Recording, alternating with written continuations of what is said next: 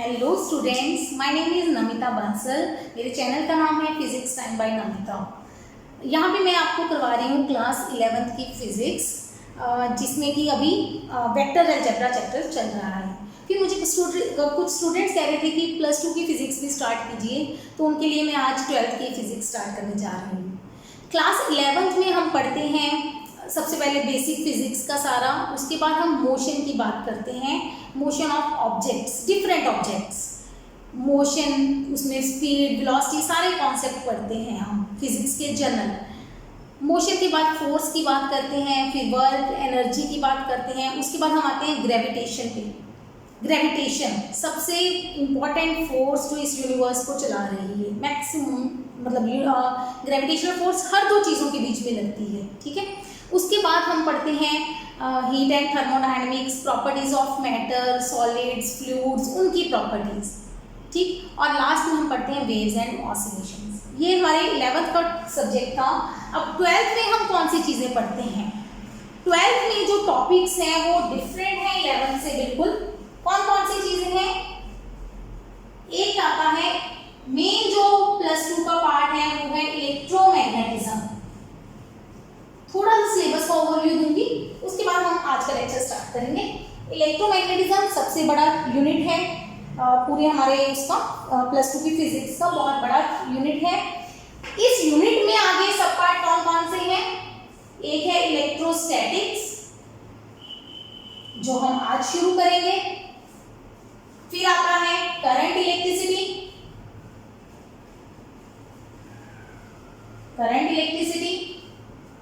ठीक है। उसी के साथ आता है इलेक्ट्रिक पावर, इलेक्ट्रिक एनर्जी की बात करेंगे हम।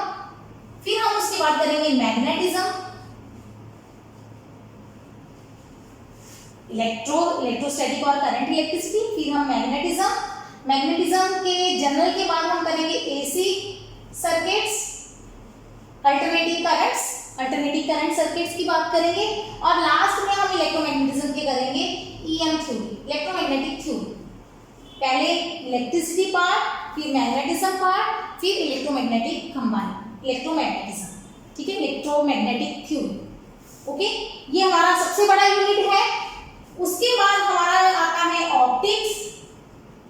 ऑप्टिक्स में हम लाइट की स्टडी करेंगे। लाइट में हम दो पार्ट पढ़ेंगे, वेव ऑप्टिक्स और रे ऑप्टिक्स, वेव ऑप्टिक्स और रे ऑप्टिक्स। फिर हम एक पढ़ेंगे atomic molecular physics, atomic and molecular physics, थोड़ा सा उसकी बात करेंगे, एटम्स मॉलिक्यूल्स के बारे में, उनकी थ्योरी के बारे में। और लास्ट में हम पढ़ेंगे मॉडर्न फिजिक्स, जिसको हम सेमीकंडक्टर फिजिक्स कहते हैं, सेमीकंडक्टर फिजिक्स। बाकी एक आध और होएगा कम्युनिकेशन चैप्टर वगैरह, वो देखेंगे बाद में। ये हमारे मेन कंटेंट है क्लास 12 की फिजिक्स के, ठीक है। इनको कितना टाइम लगेगा डिपेंडिंग अपॉन कि इसमें क्या क्या चीज़ें मैं आपको पढ़ाऊंगी। उसमें मतलब फर्स्ट यूनिट में ये पूरा मतलब इलेक्ट्रोमैग्नेटिज्म में बहुत ज़्यादा टाइम लगेगा, बाकी में कंपैरेटिवली कम लगेगा। ऑब्वियसली ये पार्ट उससे छोटे हैं। ऑप्टिक्स भी बहुत टाइम अच्छा कंज्यूम करेगी हमारा। तो चलो देखते हैं कितना टाइम लगता है सब में। आज स्टार्ट करते हैं हम इलेक्ट्रोस्टैटिक। क्या मतलब है इसका, इस वर्ड का क्या मतलब है? जो स्टूडेंट 12th में हैं ऑब्वियसली उन्होंने स्टैटिक वर्ड जरूर सुना होगा। +1 में 11th में स्टैटिक का मतलब होता है एट रेस्ट।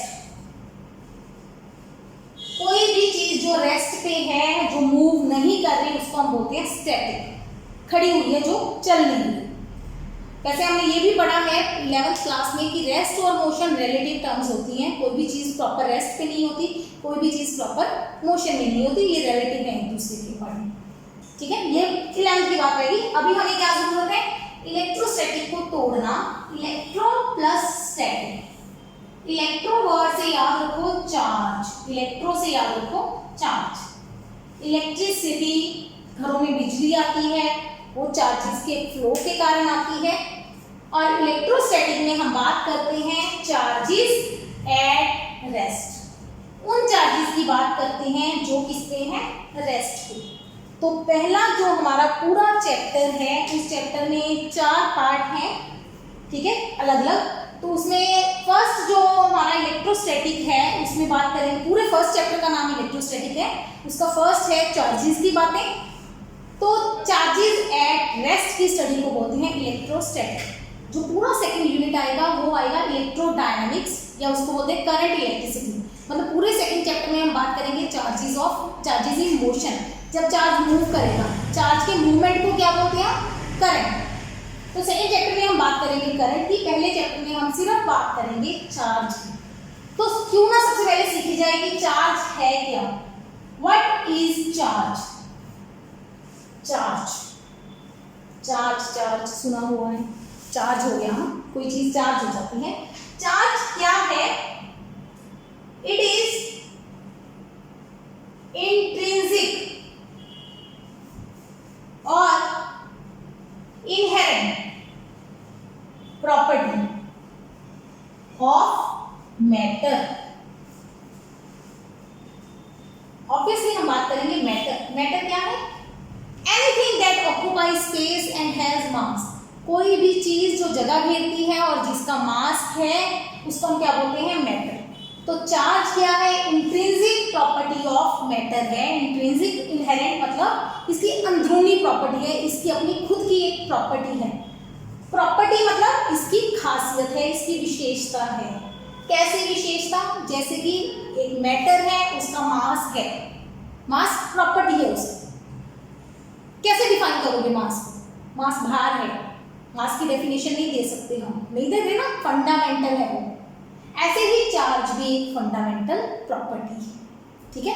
चार्ज एक फंडामेंटल प्रॉपर्टी है किसकी, मैटर की। ओके, ये तो हो गया। अब समझते हैं कि चार्ज होता कैसे है, कैसे पता चले। The property due to which a charged body can exert force on another charged body। एक चार्ज बॉडी जिसके कारण दूसरी चार्ज बॉडी पे फोर्स लगाती है, ये वो प्रॉपर्टी है। चार्ज के कारण अगर दो चार्ज बॉडी हैं वो आपस में फोर्स लगाती है, या एक चार्ज बॉडी अनचार्ज पे किसी मतलब अनचार्ज पे नहीं कहेंगे हम, चार्जेस को खींचती है या रिपेल करती है, उस प्रॉपर्टी को हम क्या बोलते हैं, मतलब वो उस प्रॉपर्टी को क्या बोलते हैं, चार्ज।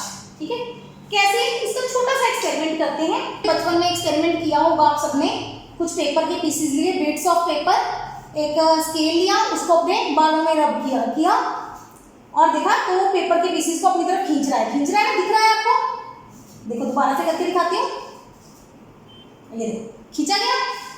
ये फोर्स जो लगती है ये किसके कारण लगती है, चार्जेस के कारण। चार्ज मैटर की वो प्रॉपर्टी है जिसके कारण फोर्स लगता है। अब फोर्स तो मास के कारण भी लगता है, तो चार्ज के कारण एक डिफरेंट टाइप की फोर्स लगती है जो कि चार्ज की नेचर पे डिपेंड करती है। चार्ज दो तरह का होता है, charge is of two types. ये किसने बताया था हमें, एक साइंटिस्ट है बेंजामिन फ्रैंकलिन।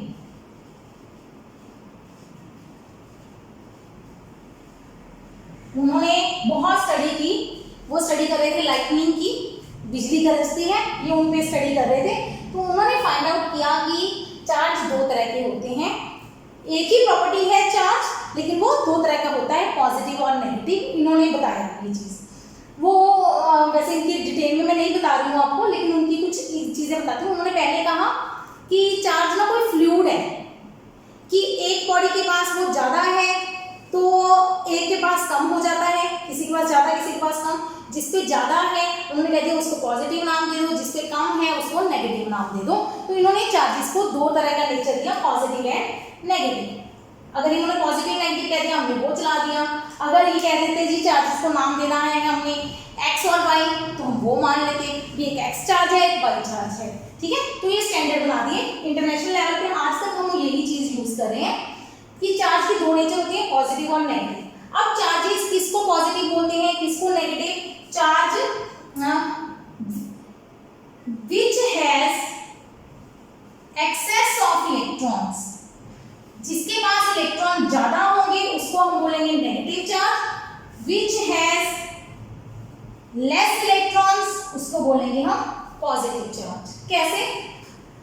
हमने एटम पढ़ा है। What is an atom?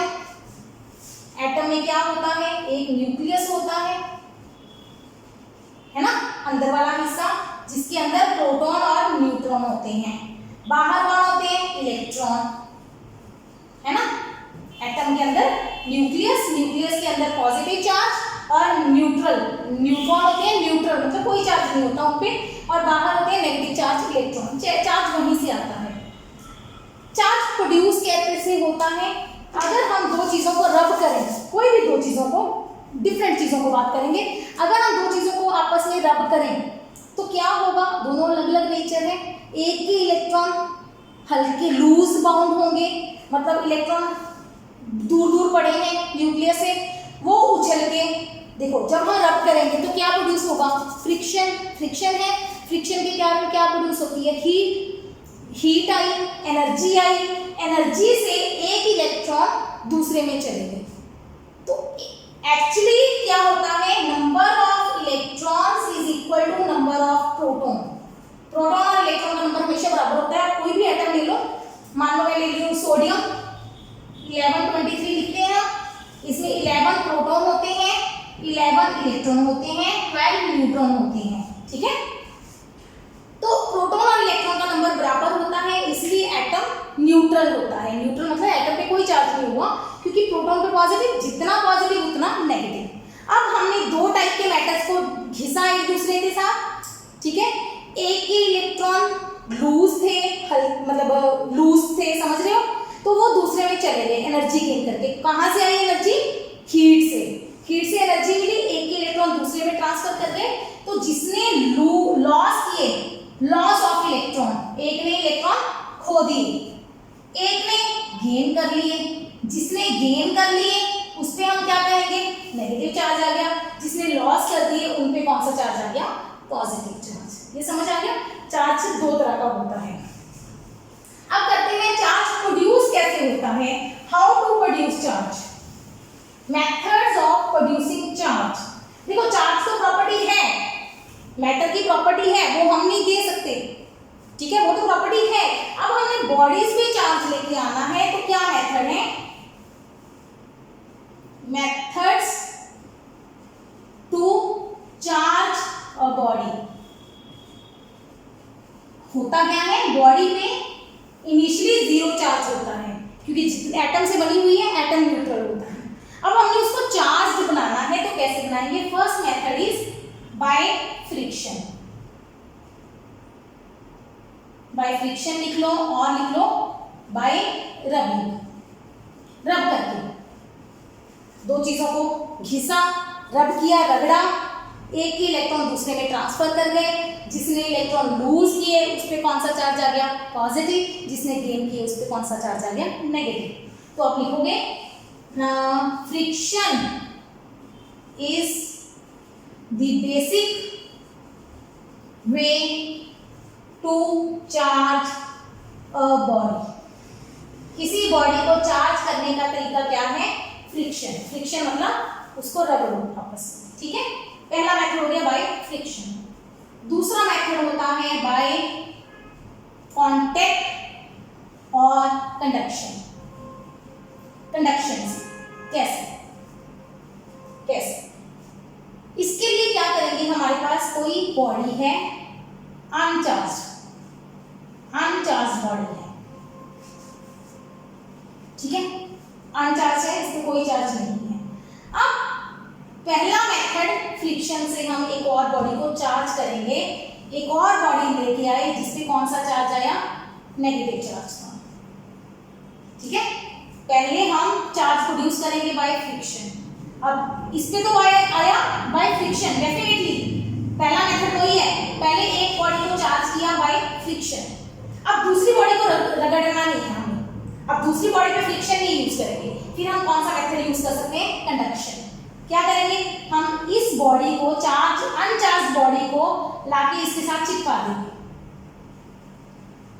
जरूरी क्या होना चाहिए, ये बॉडीज क्या होनी चाहिए, कंडक्टर की बनी हुई।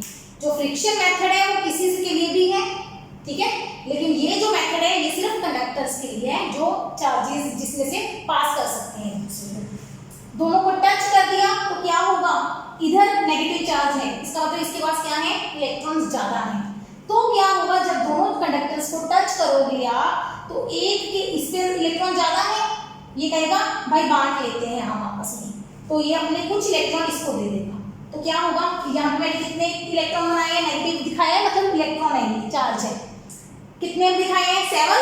तो ये क्या करेंगे, हो सकता है ये कह दे जी 4 मैं रख लेता हूँ, 3 तू रख ले, तो इनको जब दूर करेंगे तो दोनों पे चार्ज आ जाएगा। तो हो गया, पहले एक बॉडी चार्ज थी, अब दोनों बॉडीज चार्ज हो गई। तो ये भी मेथड टू चार्ज है बॉडी। इस बॉडी को चार्ज किया किस मेथड से, बाय कांटेक्ट और बाय कंडक्शन। समझ आ गया, ये दूसरा मेथड है चार्ज करने का, कांटेक्ट करके। तीसरा मेथड बाय इंडक्शन, तीसरा मेथड है बाय इंडक्शन। तीसरा मेथड समझाने से पहले मैं एक चीज बताती हूँ, लिख लो, like charges repel, unlike charges attract. जो सेम चार्जेस हैं वो रिपेल करते हैं, सेम चार्जेस मतलब पॉजिटिव और पॉजिटिव रिपेल करेगा, नेगेटिव और नेगेटिव रिपेल करेगा। अनलाइक मतलब ऑपोजिट, पॉजिटिव और नेगेटिव अट्रैक्ट करेंगे आपस में, ठीक है। इंडक्शन में क्या होता है, अगेन आपके पास एक चार्ज बॉडी है, ये वही वाली चार्ज बॉडी है, ए और बी लिखते हैं इसको। अब भी हमारे पास ए है चार्ज बॉडी, बी है अनचार्ज बॉडी।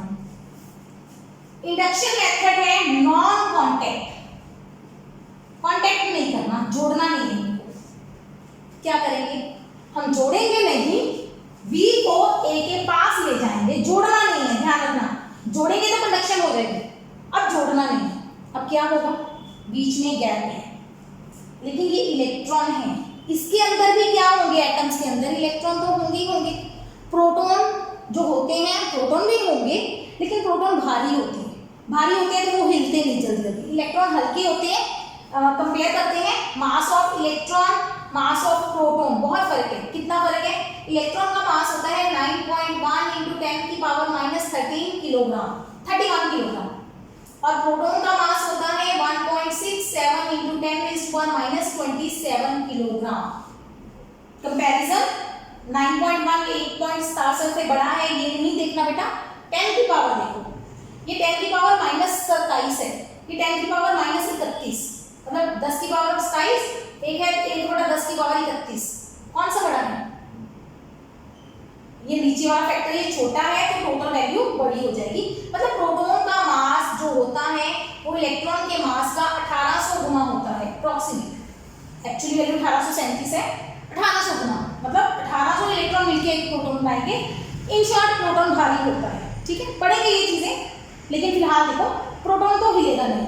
अब ये नेगेटिव है, इलेक्ट्रॉन पे भी कौन सा चार्ज है, नेगेटिव, तो इसके इलेक्ट्रॉन जो इसके अंदर इलेक्ट्रॉन है उनको धक्का मारेंगे, धक्का मारेंगे तो इलेक्ट्रॉन को परा कर देंगे साइड में। इलेक्ट्रॉन कहेंगे भाई ये हमें तंग कर रहा है, ये हमें फोर्स लगा रहा है, हम दूर हो जाते हैं इससे। इलेक्ट्रॉन दूर हो गए, सोचो सोचो सोचो सोचो, यहाँ पे एटम्स थे, इन एटम के इलेक्ट्रॉन यहाँ से हिल के दूर पहुंच गए, तो यहाँ पे कौन सा चार्ज आ गया, पॉजिटिव, बिल्कुल सही। जितने इलेक्ट्रॉन इधर चले गए उतना पॉजिटिव चार्ज आ गया, क्योंकि 4 इलेक्ट्रॉन चले गए तो 4 पॉजिटिव चार्ज आ गया, ठीक है ना। अब मान लो मैंने यहाँ पे अर्थ कर दिया, अर्थ कर दिया। अर्थ क्या है, धरती। अर्थ करने का मतलब है यहाँ से एक तार, इसको तार जोड़ के अर्थ कर दिया।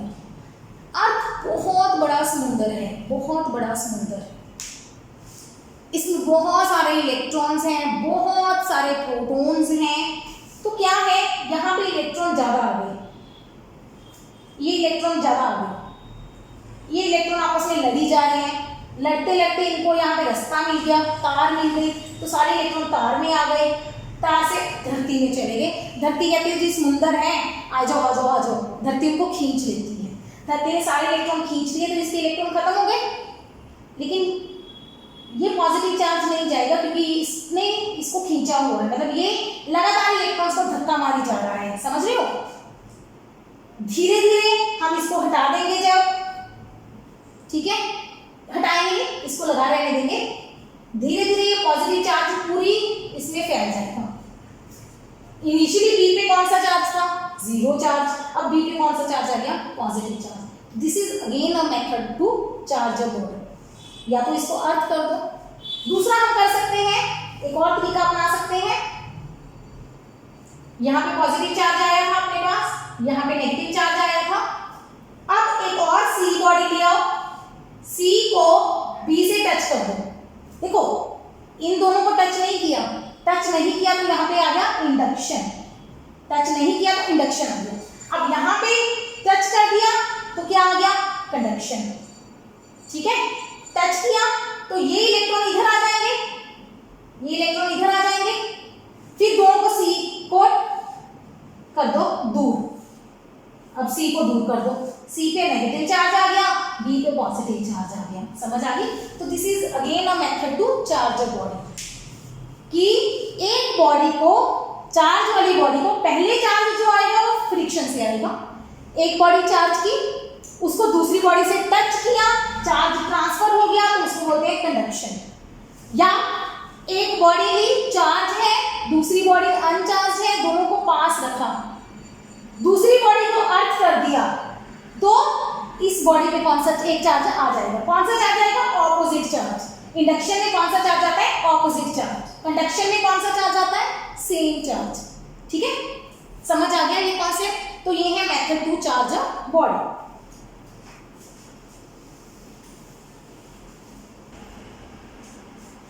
अब एक दो स्टैंडर्ड एग्जांपल बताती हूँ।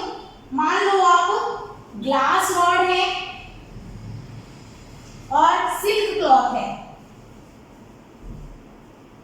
कांच की रॉड को सिल्क के कपड़े से, सेकेंड ले लेते हैं हम रबड़ रॉड और एनिमल फर। ऐसे बहुत सारे एग्जांपल्स बुक में दी हुई हैं अलग अलग टाइप के कंपैरिजन के लिए। जब ग्लास रॉड और सिल्क क्लॉथ को रब करते हैं तो ग्लास रॉड पे पॉजिटिव चार्ज आता है, सिल्क क्लॉथ पे नेगेटिव। जब रबड़ रॉड और एनिमल फर को रब करते हैं तो यहाँ पे आता है नेगेटिव चार्ज, यहाँ पे आता है positive charge. This depends upon कि आपका मटेरियल किस नेचर का है। किसके इलेक्ट्रॉन लूज हैं वो लॉस कर देगा इलेक्ट्रॉन्स को, जिसके हल्के मतलब हल्के तरीके से जुड़े हुए हैं, फोर्स कम है। जिसकी ज़्यादा फोर्स है वो लूज नहीं कर पाएगा, तो वो इलेक्ट्रॉन की गेन की टेंडेंसी बन जाएगी। ये तो आपने केमिस्ट्री में पढ़े होंगे ना, जैसे अब हाइड्रोजन वगैरह हैं वो पॉजिटिव चार्ज होते हैं क्योंकि वो इलेक्ट्रॉन लूज कर देते हैं। अगर हम क्लोरीन की बात करें वो नेगेटिव चार्ज आता है ना, कुछ ऐसी वाली चीजें, ठीक है। ये स्टैंडर्ड है, 2-3 एग्जांपल्स याद कर लेना इसकी। अब करते हैं हम इंपॉर्टेंट चीज, properties of charges. Very important, properties of charges. Charge की प्रॉपर्टीज क्या क्या है, पेपर के पॉइंट ऑफ व्यू से भी इंपॉर्टेंट क्वेश्चन है। First property, charges are of 2 types. 2 तरह के चार्जेस होते हैं, कौन कौन से, पॉजिटिव एंड नेगेटिव। अभी तक करवा के चुके हैं, 2 तरह के चार्ज होते हैं, ठीक है। Second property, like charges attract, नहीं, like charges repel and unlike charges attract. Same charges होंगे वो रिपेल करेंगे, ऑपोजिट चार्जेस क्या करेंगे, अट्रैक्ट करेंगे, ठीक है। कैसे, मतलब वही है हमारी अभी ग्लास रॉड और सिल्क क्लॉथ की एग्जांपल दी। मैंने क्या करना है, एक ग्लास रॉड सिल्क क्लॉथ से रब किया, ग्लास रॉड पे पॉजिटिव चार्ज आ गया, Gr है ये। एक और ग्लास रॉड ली, उस पे भी पॉजिटिव चार्ज है, दोनों को पास लेके गई, एक रॉड को लटकाया हुआ है, ठीक है। तो ये एक दूसरे को रिपेल करते हैं, दूर हो जाएंगी रॉड्स क्योंकि पॉजिटिव पॉजिटिव रिपेल करेगा। अगर यहाँ पे मैं ग्लास रॉड की बजाय ले जाऊं अपनी दूसरी रॉड, अगर मैं ले जाऊं रबड़ रॉड, जिसको फर से हमने किया था रब, ठीक है, तो फर इस पे नेगेटिव चार्ज था, तो ये दोनों एक दूसरे को खींचेंगे, अट्रैक्ट करेंगे। समझ आ गया? ये हो गया second property, like charges repel and unlike charges attract. Third property, conservation of charge.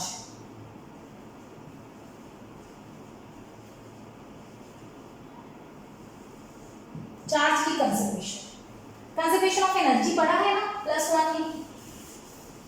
Energy can neither be created nor be destroyed, it can be converted from one form to other form. बिल्कुल similar definition है conservation of charge. Charge can neither be created nor be destroyed, ना तो charge को पैदा किया जा सकता है, ना इसको नष्ट किया जा सकता है। It can only be transform from one form to other, नहीं, इसमें थोड़ी सी डेफिनेशन में चेंज आएगी। It can only be transferred from one body to other. सिर्फ एक बॉडी से दूसरी बॉडी में आप चार्ज को ट्रांसफर कर सकते हो, जैसे कि हम अभी करके आए हैं, चाहे फ्रिक्शन से, चाहे कंडक्शन से, चाहे इंडक्शन से। टोटल चार्ज हमेशा क्या रहेगा? कांस्टेंट। ठीक है, इसको दूसरी तरीके से लिखेंगे, इन एन आइसोलेटेड सिस्टम मतलब आइसोलेट किया हुआ है वो सिस्टम जिसका दीन दुनिया से कोई रिश्ता नहीं है, अलग हो गया है बिल्कुल। आइसोलेट का मतलब है जो बाहर के साथ चीजें एक्सचेंज नहीं कर सकता, बाहरी दुनिया से अलग हो गया। ठीक है, आइसोलेटेड सिस्टम मतलब ऐसे नहीं कि छोटा सा सिस्टम होगा दुनिया से अलग, जितना मर्जी बड़ा ले लो। एक आइसोलेटेड सिस्टम है, उसमें बहुत सारी बॉडीज हैं, 1 2 3 4 बहुत कुछ पड़ा है, घर मकान सब कुछ है, पूरा शहर है, लेकिन उस शहर के लोग बाहर नहीं जा सकते। तो इस टोटल सिस्टम का चार्ज क्या रहेगा? In an isolated system total charge remains constant. Total charge हमेशा क्या रहेगा? कांस्टेंट। जैसे कंजर्वेशन मोमेंटम में पढ़ते हैं, total momentum of system remains conserved ही है, ये कांस्टेंट ही रहता है, टोटल चार्ज कांस्टेंट रहेगा। मतलब मान लो पहले ही आइसोलेटेड नहीं था, इस पे कोई पॉजिटिव चार्ज आ गया, पॉजिटिव चार्ज कैसे आया होगा? इसके इलेक्ट्रॉन बाहर चले गए, फिर इसको आइसोलेट कर दिया, मतलब बंद कर दिया बिल्कुल। अब इसके इलेक्ट्रॉन ना अंदर जा सकते हैं ना बाहर आ सकते हैं, कुछ भी नहीं हो सकता, तो इसके टोटल चार्ज क्या रहेगा? कांस्टेंट। समझ आ गया? सौखा सी बात है। इसका मतलब अगर हम कहें पहले चार्ज ए बी सी था बॉडीज के, है ना, तो ये 4 बॉडीज हैं, ए बी सी डी, ये 4 हैं। चलो अब ये चारों अंदर है सिस्टम के अंदर, आपस में इन्होंने इलेक्ट्रॉन एक्सचेंज कर लिए, इसने अपने इलेक्ट्रॉन इधर दे दिए, इसने इधर दे दिया, या इसने इससे भी खींच लिए, गेन कर लिए, कुछ भी, चार्ज चेंज हो गए, A dash B dash C dash D dash आपस में चेंज किए। टोटल चार्ज सिस्टम का क्या रहेगा? कांस्टेंट। चार्ज की वैल्यू चेंज नहीं होगी। समझ आ गई? 3 प्रॉपर्टीज नोट कर लो एक बार, आगे चलते हैं। फोर्थ प्रॉपर्टी, क्या चार्ज फिजिकल क्वांटिटी है? What is a physical quantity? जिसको मेजर किया जा सके, नंबर्स में एक्सप्रेस किया जा सके। तो क्या चार्ज को हम मेजर कर सकते हैं? हाँ, कर सकते हैं। चार्ज एक क्वांटिटी है, तो क्वांटिटी 2 तरह की होती है, स्केलर या वेक्टर। तो यहाँ पे हम लिखते हैं charge is a scalar quantity. Charge scalar है, ठीक है, ये भी इसकी प्रॉपर्टी है, मतलब चार्ज की कोई डायरेक्शन नहीं होती। Next, unit of charge. SI की बात करेंगे। SI unit of charge is coulomb.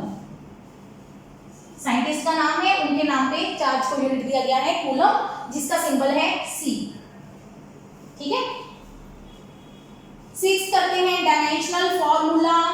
ये तो वैसे करवाते नहीं है नॉर्मली, लेकिन मैं यहाँ पे बता देती हूँ। Dimensional formula of charge fundamental quantities कुछ याद है? फंडामेंटल क्वांटिटीज, उसमें फंडामेंटल क्वांटिटी करवाई थी आपको करंट।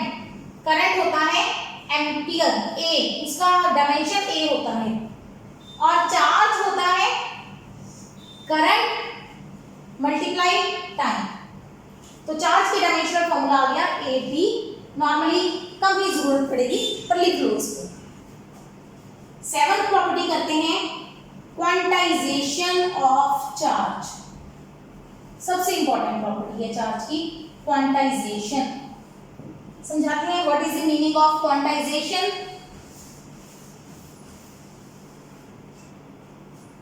तीन वर्ड कराती हूं। एक होता है क्वांटिन्यूअस, एक होता है डिस्क्रीट, एक होता है क्वांटाइज्ड।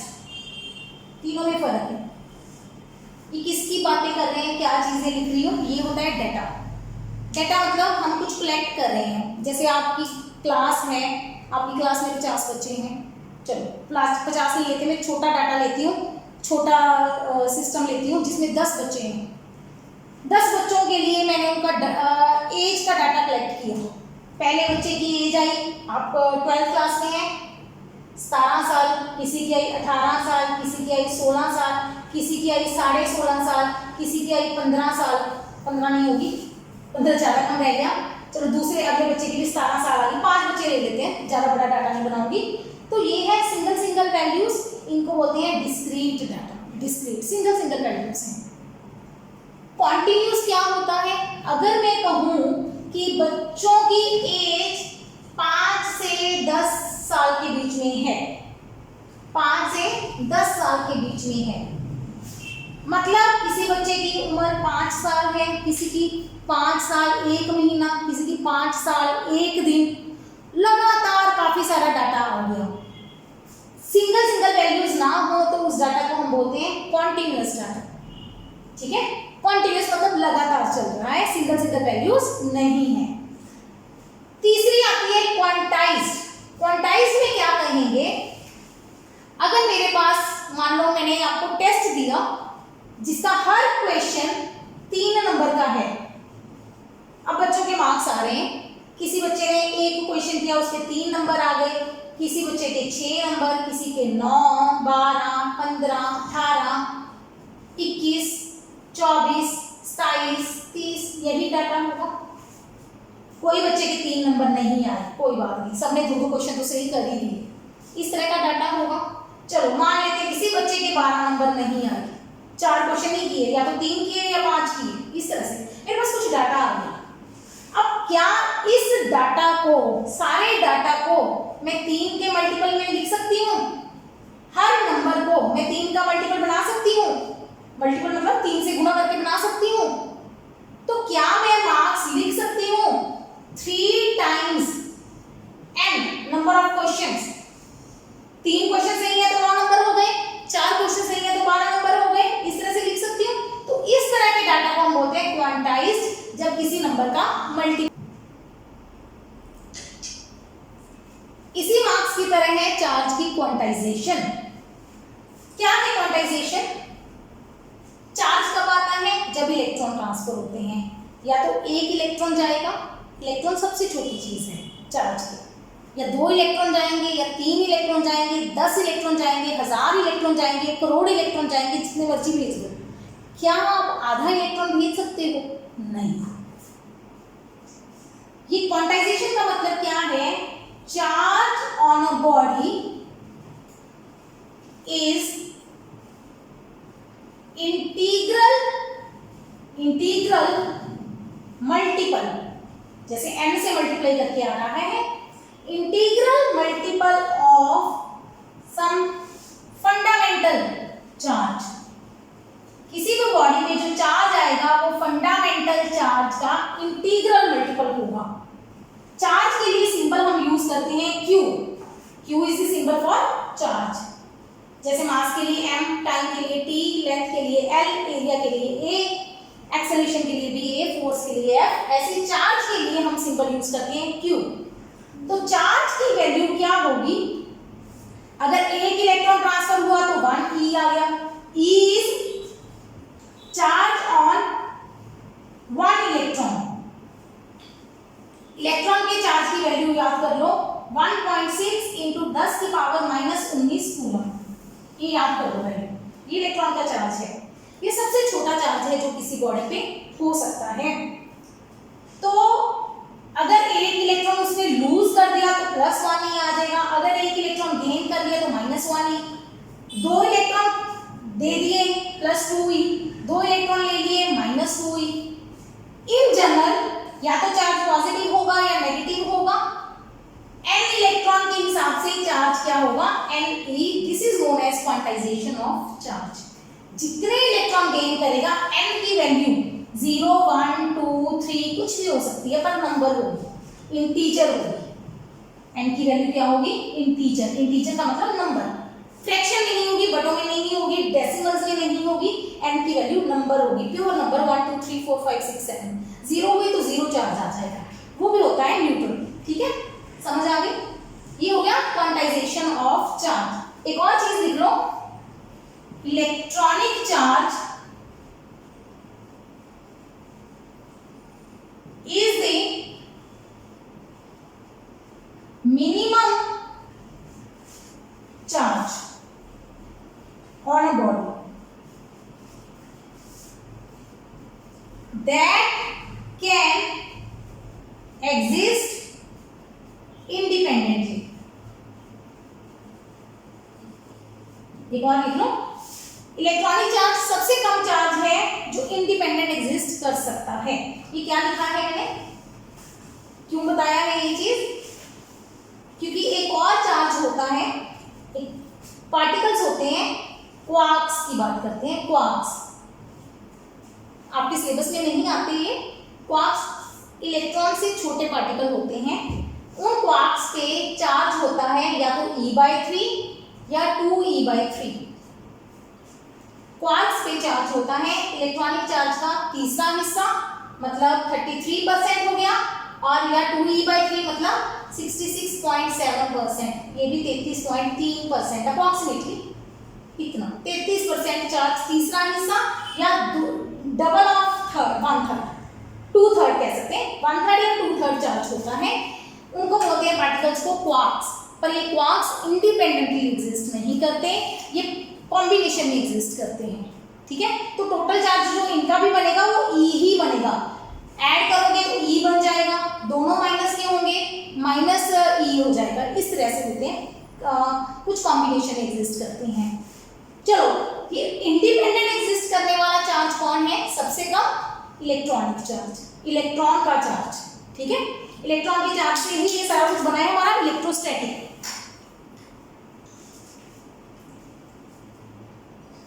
ये समझ आ गया। अब इसके न्यूमेरिकल्स देखते हैं, इससे related easy numerical question. Can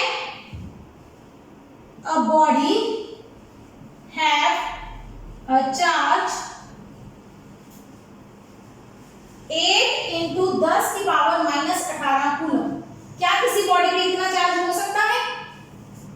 8 गुना 10 की पावर -18। कैसे निकालेंगे, प्रॉब्लम्स कर लेते हैं। फर्स्ट प्रॉब्लम, चार्ज कितना दिया है आपको, 8 गुना 10 की पावर -18 कूलम।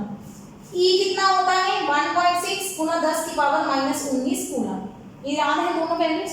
फॉर्मूला लगाओ, Q = Ne। पॉजिटिव नेगेटिव लगाने की जरूरत नहीं होती यहाँ पे। तो n की वैल्यू क्या आई, Q/E।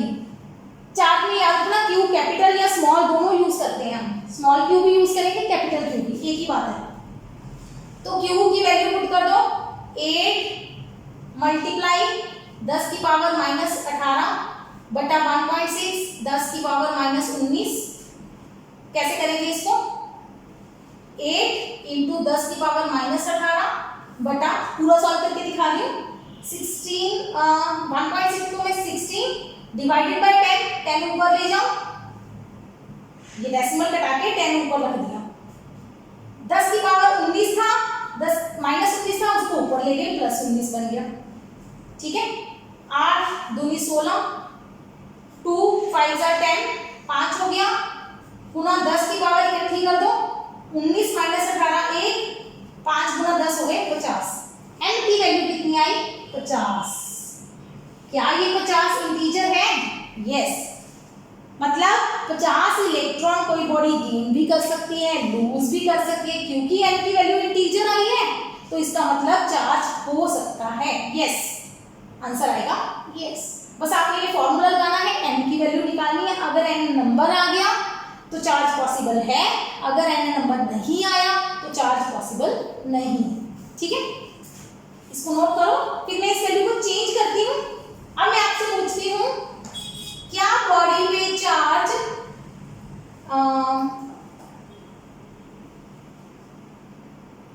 3.2 इंटू 10 की पावर -19 पॉसिबल है? करो।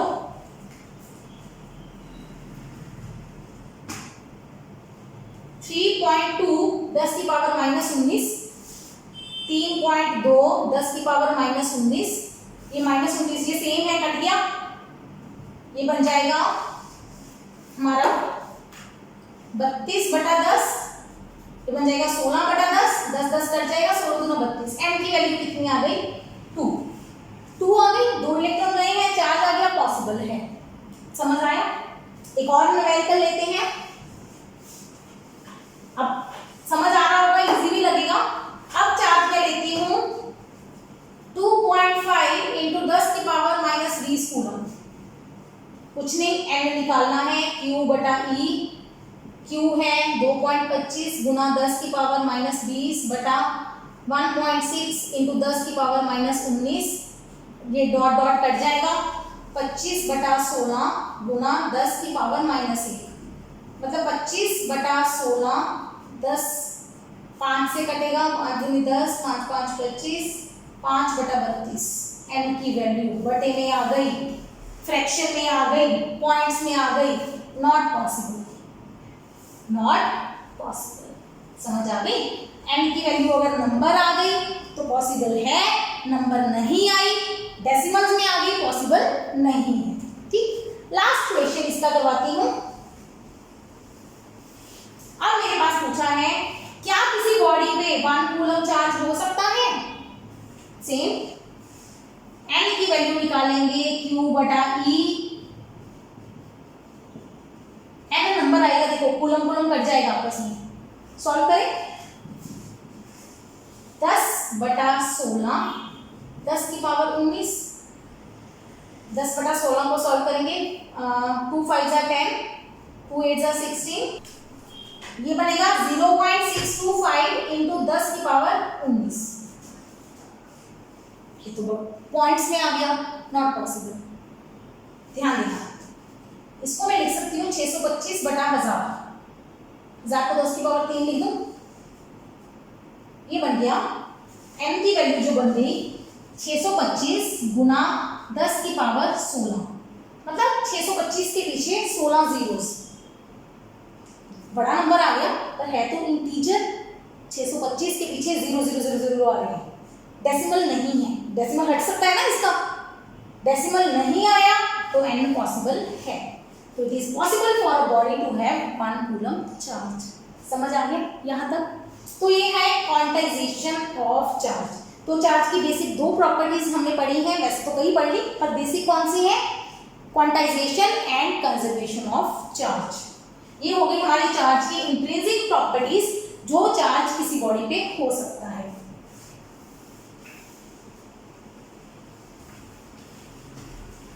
चार्ज के फंडामेंटल्स को कंप्लीट करते हुए लास्ट टॉपिक बता रही हूं, difference between charge and mass. +2 के हिसाब से इंपॉर्टेंट क्वेश्चन है, चार्ज और मास में क्या फर्क है? चार्ज भी इंट्रिंसिक प्रॉपर्टी है, मास भी इंट्रिंसिक प्रॉपर्टी है, तो दोनों में फर्क क्या है? एक चीज चलो लिखते हैं, डिफरेंस बनाते हैं, चार्ज मास।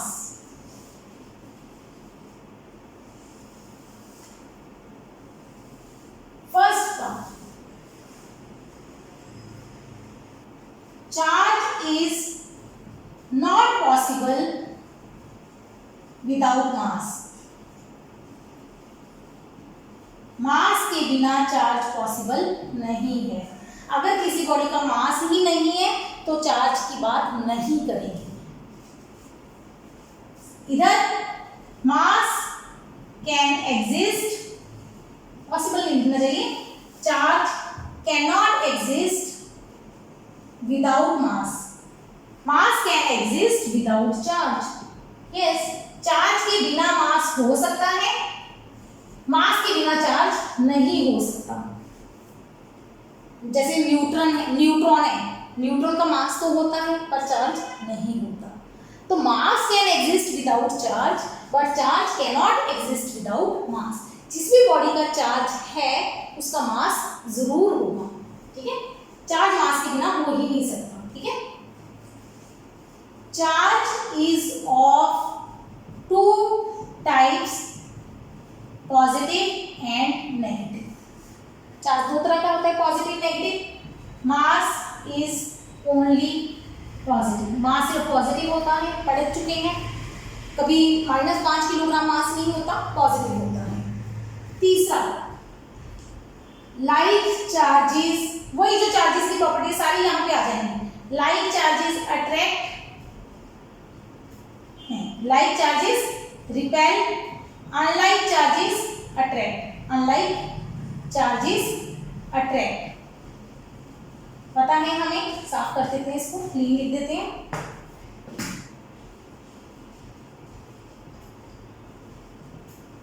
ठीक है, पता है मासेस हमेशा क्या करते हैं, अट्रैक्ट, मासेस ऑलवेज अट्रैक्ट। मास हमेशा एक दूसरे को खींचते हैं क्योंकि उनके बीच में कौन सी फोर्स लगती है, ग्रेविटेशनल फोर्स। नेक्स्ट, चार्जेस का समझ आ गया, ये चीजें क्लियर है। अभी हमने पढ़ा charge is conserve, charge conserve रहता है। क्या मास कंजर्व रहता है?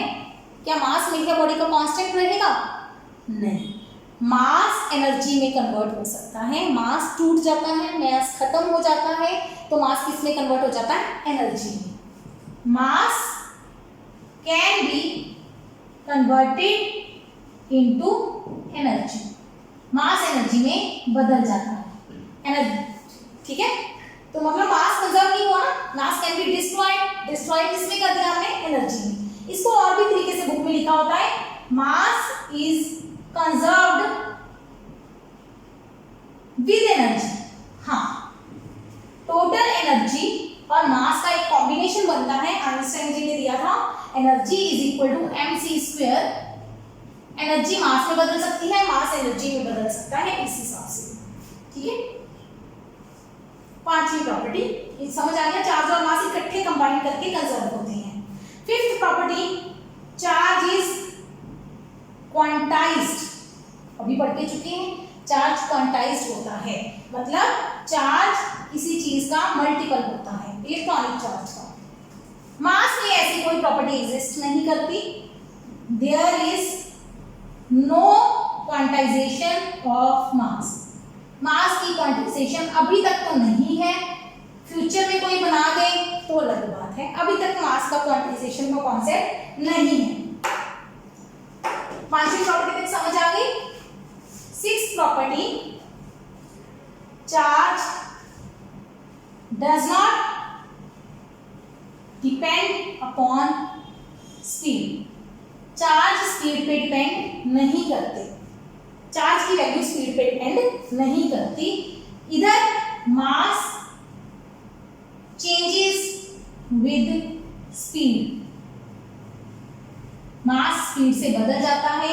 एक फॉर्मूला लिख लो इसको, अभी तक हमने आपने पढ़ा है, नहीं पढ़ा है, +1 में मुश्किल है, शायद ही पढ़ा हो। ये वाला formula, m is equal to m0 under root divided by under root 1 minus v² upon c²। क्या क्या चीजें हैं, m is dynamic mass, m0 rest mass, v speed, c speed of light.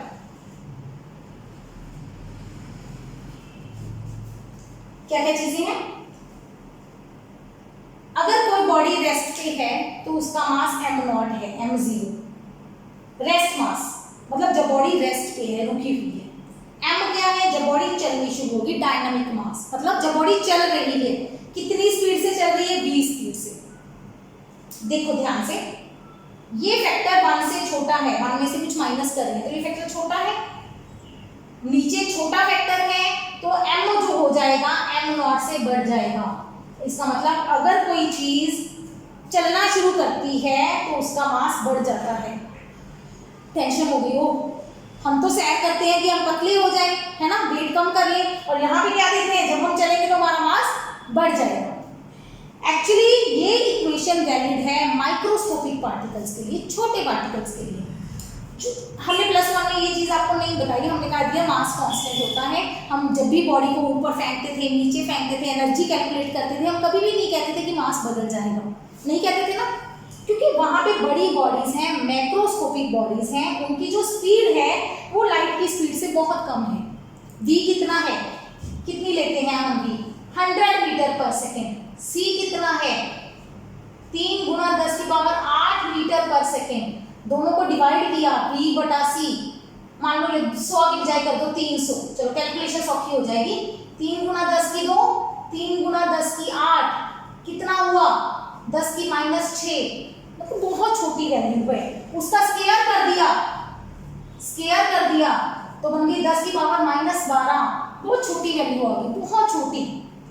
ये वैल्यू जब आप 1 से माइनस करोगे, 1 से 0.00000 माइनस करेंगे, 0 माइनस किया, ऑलमोस्ट क्या आ गया, 1। m और m0 क्या आ जाते थे, बराबर। +1 में m और m0 हमेशा, जितने हमने टॉपिक पढ़े हैं उनमें m और m0 हमेशा क्या रहते हैं, बराबर। लेकिन अब जब हम चार्ज की बात करें, हम किसकी बात करें, इलेक्ट्रॉन की। इलेक्ट्रॉन बहुत छोटे छोटे पार्टिकल हैं। जब हम इलेक्ट्रॉन की स्पीड की बात करेंगे तो वो स्पीड आएगी 10⁻7 मीटर पर सेकेंड, 10⁻6 मीटर पर सेकेंड। c कितना है, 10⁸, डिवाइड करेंगे 1/10, है कुछ है वैल्यू, ये है तो ये बदलेगा, तो m m0 से ज़्यादा होगा। लेकिन किस केस में, छोटे पार्टिकल के केस में, जब आप चार्जेस के में बात करेंगे। तो सिंपल चीज़ है, समझ आया मेरा कॉन्सेप्ट, ठीक है। नहीं समझ आया तो सिंपल इतनी चीज़ याद रखो कि मास स्पीड के साथ बदलता है, चार्ज स्पीड के साथ नहीं बदलता, ठीक। और लास्ट एक पॉइंट लिख सकते हो डिफरेंस का, यूनिट्स ऑफ चार्ज क्या आते हैं, कूलम। यूनिट ऑफ मास क्या आता है, किलोग्राम। ये लिख लेना अपने आप, लिख दोगे तो ठीक है, नहीं लिखोगे तो ठीक है। तो चार्ज और मास में क्या क्या फर्क है दोनों इंट्रिंसिक प्रॉपर्टीज, लेकिन कौन सी मोर इंट्रिंसिक है, मास तो हर बॉडी का होगा, चार्ज हो भी सकता है, नहीं भी। मास चार्ज के बिना नहीं हो सकता, मास चार्ज के बिना हो सकता है, चार्ज मास के बिना नहीं हो सकता। I hope I am clear enough about all properties of charge. हमने पढ़ा है चार्ज क्या होता है, कैसे आता है किसी बॉडी पे चार्ज, उसकी अपनी प्रॉपर्टीज क्या क्या हैं और उसका मास से क्या डिफरेंस है। आज के लिए इतना ही। तो if you like my video then push the subscribe button, ठीक है। तो इसके आगे जो है, अब चार्जेस में फोर्स कितनी लगती है ये हम करेंगे नेक्स्ट लेक्चर में, okay. So keep watching, keep learning, thank you.